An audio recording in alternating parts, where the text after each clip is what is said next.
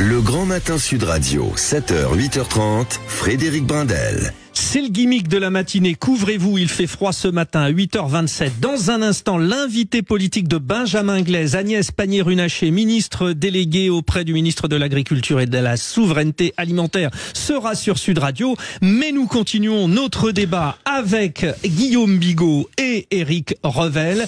Messieurs, jusqu'où faut-il aller pour encadrer nos adolescents? Couvre-feu pour les moins de 13 ans aujourd'hui à Viry-Châtillon et à Béziers. Gabriel Attal à Nice pour l'inauguration d'un internat d'accueil d'élèves en difficulté. Il y a urgence pour les adolescents, tout le monde est d'accord, Éric Revel. Il faut aller jusqu'où?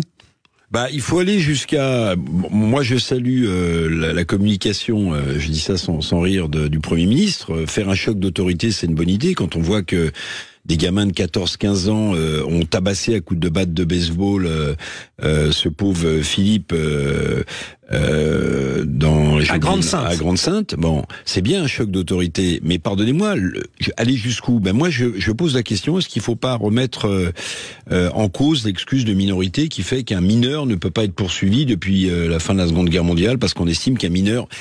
Attendez, vous trouvez qu'un mineur de 15 ans aujourd'hui, c'est un mineur de 15 ans dans les années 60? Non, pas du tout. Donc, alors je sais bien que le combat, peut-être que Guillaume Bigot va le dire, est perdu d'avance, mais c'est une question qu'on peut se poser. L'ensauvagement de ces jeunes qui tuent à coups de batte de baseball ou de couteau des gens, est-ce que ça ne nous pose pas la question de la responsabilité pénale, y compris des mineurs? Guillaume Bigot, si on les met dans un internat, ces jeunes, ça va être, excusez-moi, mais la foire d'empoigne. Faut peut-être faire plus dur, non, quand même, non? Ce qui est toujours intéressant, c'est de regarder le point aveugle, ce qu'on veut pas voir, en fait. Parce que ce qu'on ne veut pas voir, c'est que des adultes déterminés qui exercent une dissuasion de nature physique et qui incarnent une forme de courage physique, j'insiste, sur ces adolescents, peuvent assez facilement les contrôler au doigt et à l'œil. Il y a dans certaines cités un dealer qui a 25 ou 30 ans et qui contrôle au doigt et à l'œil 15, 20, 30 gamins qui sont totalement incontrôlables dans les classes et qui parfois sont totalement... je dirais, sont vraiment très difficiles à maîtriser parce qu'ils ont eux-mêmes des gros problèmes.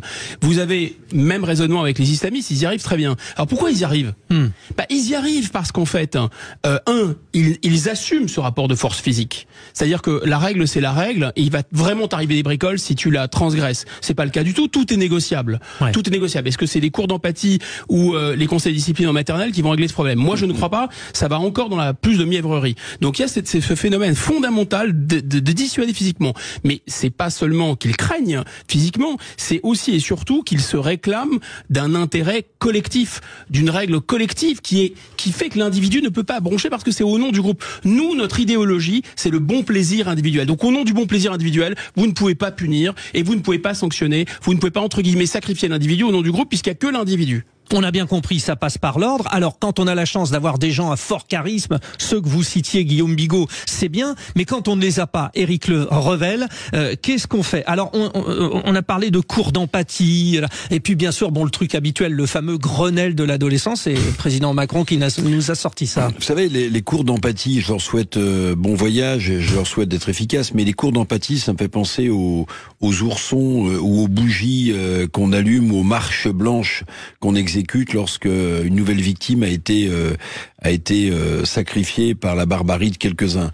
Les cours d'empathie, oui, très bien, mais est-ce que vous pensez que l'empathie, c'est la digue suffisante pour contrecarrer la montée de la violence dans ce pays? C'est un ajout au dispositif, on va dire. Ouais, enfin écoutez, il y aura sans doute des rapports, des bilans qui seront tirés. Un plan Marshall peut-être. Oui, alors les Grenelles, c'est terrible ça. Ouais. Les Grenelles, c'est comme les fleurs au printemps, les crocus, si vous voulez. Il en pousse tous les ans de nouveau. Pour quel résultat?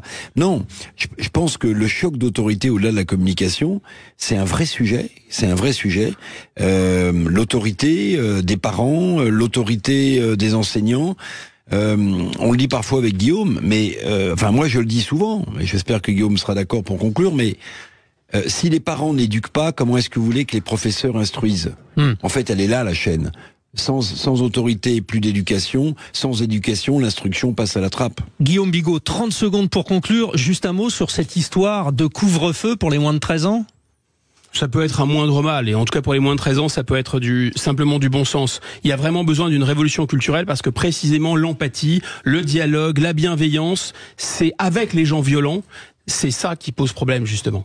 L'invité politique tout de suite avec Benjamin Glaise, c'est Madame le ministre délégué auprès du ministre de l'Agriculture et de la Souveraineté Alimentaire, Agnès Pannier-Runacher, qui est avec nous sur Sud Radio, 8h32.